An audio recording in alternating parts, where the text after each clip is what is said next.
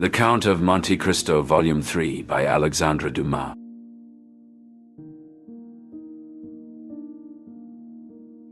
Whispers of Retribution. In the heart of Paris, as dusk turned to evening, the Count of Monte Cristo approached the Villefort residence, an elegant mansion with ivy-clad walls and towering spires that pierced the twilight sky. The golden glow of gas lamps illuminated the path leading to the ornate iron gates, which swung open silently at his arrival. His cloak billowed around him like a shadow as he was greeted by the butler, and led through the marble halls to where M. de Villefort, a man of stern countenance and sharp, calculating eyes, awaited. The two men sat across from each other in the dimly lit study, surrounded by the rich scent of leather-bound books and the soft crackle of the fireplace. "Justice," the Count began, his voice smooth as silk, "is the very bedrock of civilization. Wouldn't you agree, Monsieur Prosecutor?" Villefort, his posture rigid with formality, nodded. "Indeed, Count. But justice must be tempered with divine authority, lest we become mere executioners of our own ambition." As they conversed, the Count's thoughts briefly touched upon his earlier acts of quiet benevolence, the freedom he had granted to the graceful Haydée and the financial salvation he had provided to the Morel family, both gestures hidden within the folds of Parisian society. Meanwhile, Maximilien Morel, a young and honorable naval officer of modest means, and Valentine Villefort, the virtuous daughter of a noble house, shared a tender moment away from prying eyes. Their love, a beacon of purity in a sea of social stratification, faced the challenges of class disparity and familial expectations. "I fear my name is not illustrious enough for you, my dear Valentine," Maximilien confessed, his hand trembling as it held hers. "Nonsense," Valentine replied, her voice a soothing balm. "Our love is not bound by titles or wealth." Their heartfelt exchange was interrupted by the rustling of leaves, signaling the end of their clandestine meeting and the promise of another. Back at the Villefort residence, the Count's dialogue with Villefort seamlessly transitioned to a more sinister topic as he engaged Madame de Villefort in a discussion on the subtle art of poisons. "Poisons, you see, are much like secrets," the Count mused. "They can lie dormant only to be unleashed at the most opportune moment." Madame de Villefort's eyes sparkled with a morbid curiosity. "And what moment would that be, Count?" "That, madame, is a whisper of retribution best left to the winds of fate." With these words, the Count excused himself, leaving behind a trail of intrigue that would soon ensnare the Villefort household in a storm of retribution. Whispers of the night carried his departure, a silent promise of the tempest that was brewing. Shadows and promises. In the heart of Paris, as the sun set, the Count of Monte Cristo stood before a grand mansion. Beside him was Haydée, her face bright with the promise of a future once unimaginable. In a secluded garden, Maximilien Morel and Valentine Villefort shared a moment of quiet companionship, their hands intertwined under the watchful gaze of the stars. At the Villefort residence, the air was thick with unspoken intrigue as the Count's presence loomed, a silent testament to the unfolding drama. The chapter closes on these parallel narratives, leaving the fates of Haydée, Maximilien, Valentine, and the Villeforts hanging in the balance, their stories interwoven with the Count's intricate design. The poisonous whisper. In the gardens of the Villefort estate, Madame de Villefort stood in the presence of the Count of Monte Cristo. The Count's voice was calm as he spoke of matters that were not of the ordinary, his words carefully chosen, yet they held a weight that was palpable in the air. Madame de Villefort, with a look of determination, listened to the Count's subtle insinuations. The conversation, though seemingly innocuous, was laced with an undercurrent of deeper meaning. As the evening progressed, the Count's departure left Madame de Villefort alone with her thoughts. The seeds of a daring plan were sown, and she knew that the path she was about to embark on was one of cunning and careful planning. The Count, hidden from view, observed the effect of his words. The stage was set for a game of intricate plots, and the Count of Monte Cristo was at its center, orchestrating events with the precision of a skilled maestro. The narrative continued to unfold, with each player unknowingly moving according to his grand design. A puppeteer's strings. In the heart of Paris, the grand ballroom of the Count of Monte Cristo buzzed with anticipation. The Count, a man of enigmatic charm, had invited the crème de la crème of society to witness the introduction of a new nobleman, Andrea Cavalcanti. "Andrea, my boy," the Count whispered, handing him a glass of champagne, "tonight, you are the star that will outshine all." As the guests mingled, the Count skillfully steered conversations, planting seeds of intrigue about Andrea's illustrious background. "Ah, Major Cavalcanti's son, you know, returned from the misfortunes of life to reclaim his rightful place." Across the room, Andrea engaged with the guests, his charm disarming their initial skepticism. "I am eager to find a Parisian lady to share my fortune." Madame Danglars, drawn by the allure of wealth, introduced her daughter Eugénie. "Monsieur Cavalcanti, your presence here speaks volumes of your stature." "Indeed, Madame," Andrea responded with a practiced grace. "Life's lessons are the most valuable." As the evening waned, Andrea, now the talk of the town, had successfully infiltrated the highest ranks of Parisian society, his false identity unquestioned, his future seemingly bright. The Cavalcantis, mere pawns in the Count's game, were blissfully unaware of the storm that was brewing on the horizon. Dinner of Ghosts.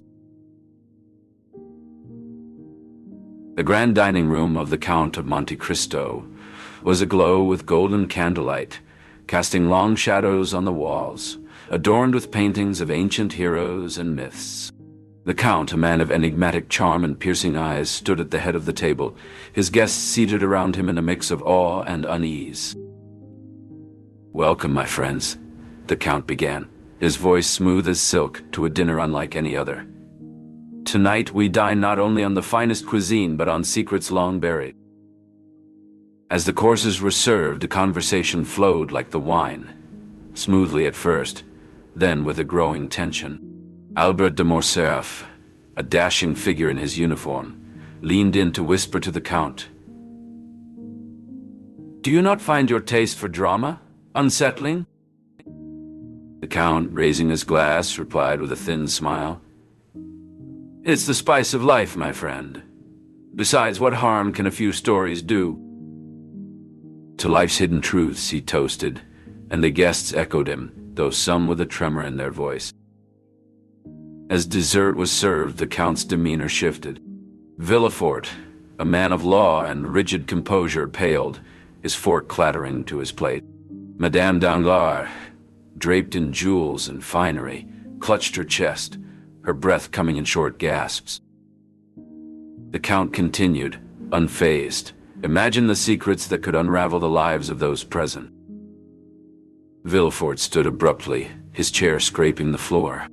Madame Danglars rose as well, her eyes wide with fear. But the Count's gaze held them both. "Sit, my friends. We have much to discuss."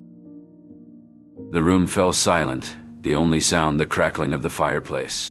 The Count's guests sat, spellbound by the story, their own ghosts rising like specters in the flickering light. And as the Count wove his tale, the threads of the past tightened around them, binding them to a fate they could no longer escape. The dinner of ghosts had begun. The net tightens. In the heart of Paris, as twilight cast its shadows, the city's history seemed to echo through the streets. The Count of Monte Cristo, cloaked in enigma, was a man with a mind full of intricate plans aimed at those who betrayed him. M. de Villefort, the prosecutor, was visibly unsettled after the Count's visit, which rekindled feelings of long-buried guilt. His daughter Valentine's concern was evident, but Villefort dismissed it, attributing his worry to the burden of his work. Madame Danglars, meanwhile, felt a mix of respect and apprehension when she met the Count, who offered guidance while hinting at the liberation that truth could bring. She was aware of the Count's hidden layers and the subtle threats he posed. The narrative continues to weave the Count's strategic moves as he draws nearer to his goal of vengeance, which promises to disrupt the established order of Parisian society.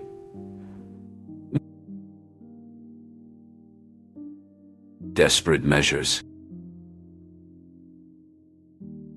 Valentine paced her dimly lit room, the moonlight casting an ethereal glow. As she opened the window, the cool night air mingled with her thoughts of Maximilian. Outside, he clutched the iron gate, his gaze unwavering from her silhouette. A soft knock interrupted her reverie. Nanette, her maid, appeared at the door, her face etched with concern. "Mademoiselle, your father wishes to speak with you," she said, her voice a tremble. Descending the grand staircase, Valentine found her father, M. de Villefort, in the study. His stern expression spoke volumes. "This marriage will secure our family's future," he stated firmly. The garden erupted with the sound of Maximilian's voice, calling out to Valentine with a fervor that pierced the night. Villefort, incensed, confronted the intruder. "Leave my property or face the consequences," he bellowed. Valentine rushed outside, her resolve clear. "Maximilian, your bravery knows no bounds," she said, her voice a mix of admiration and fear. As Villefort threatened to summon the authorities, Noirtier was wheeled in by Barrois. His eyes, alight with intelligence, met Valentine's. In that glance, a message was conveyed. "Trust in time, for it will unveil paths unseen." The Count of Monte Cristo, hidden in the shadows, observed the unfolding drama. His smile was enigmatic, his thoughts a labyrinth of schemes and secrets. Amidst the tension, a figure emerged from the darkness. It was Franz d'Épinay, the intended fiancé, his presence unexpected. "I come not to claim a hand without a heart," he declared, his words cutting through the night. Valentine, heartened by this turn of events, faced her father. "I respect your wishes, father, but my heart makes its own choices." As the night drew on, the secret love between Valentine and Maximilian grew stronger, their resolve unyielding. And the Count, his plans intricately weaving the fate of those around him, watched with a knowing gaze, the architect of destinies yet to be revealed. The Weaver revealed. In the grand salon of the Count of Monte Cristo's Parisian mansion, a tense gathering unfolds. The Count stands at the room's center, his eyes gleaming with a mix of triumph and sorrow. Around him, the elite of Parisian society, including Villefort, Danglars, and Fernand, wait with bated breath, unaware that the moment of reckoning has arrived. "Friends," the Count begins, his voice steady, commanding, "we are gathered here not just to enjoy the luxuries of wealth, but to witness the truth that has long been buried." Villefort shifts uncomfortably, his eyes darting around the room, while Danglars' face pales, sensing the impending doom. A young man, known to the elite as Andrea Cavalcanti, stands apart, his connection to Villefort yet unknown to the crowd but soon to be revealed. The Count continues, "The truth, as elusive as it may be, has a way of coming to light. And light it shall." He turns to Andrea. Andrea Cavalcanti, or should I say Benedetto, step forward. The young man, once confident and brash, now steps forward hesitantly, his facade crumbling. Benedetto is not just any man, the Count reveals. He's the illegitimate son of Villefort, a prosecutor who abandoned him and left him for dead.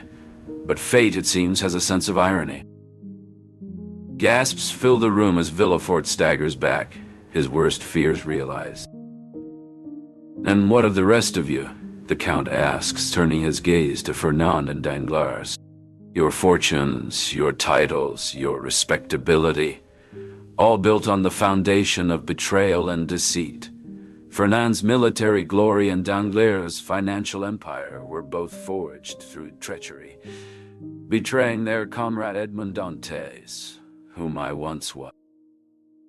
Fernand's face contorts with anger and shame, while Danglars tries to slink away only to be stopped by the Count's piercing stare. "But let us not forget the innocent," the Count says softly, his tone shifting. "Valentine Maximilian, your love has been tested by the fires of greed and ambition, yet it remains pure and true." Valentine, her eyes filled with tears of relief, clings to Maximilian, who looks at the Count with newfound respect. The Count's gaze lingers on the young lovers before he turns back to the assembled crowd. "Justice, my friends, is not just a concept. It is a force, one that I have wielded to right the wrongs done to me and to others." With those final words, the Count of Monte Cristo, the weaver of this intricate web, steps back, allowing the weight of his revelations to settle upon the room, forever changing the lives of those within it.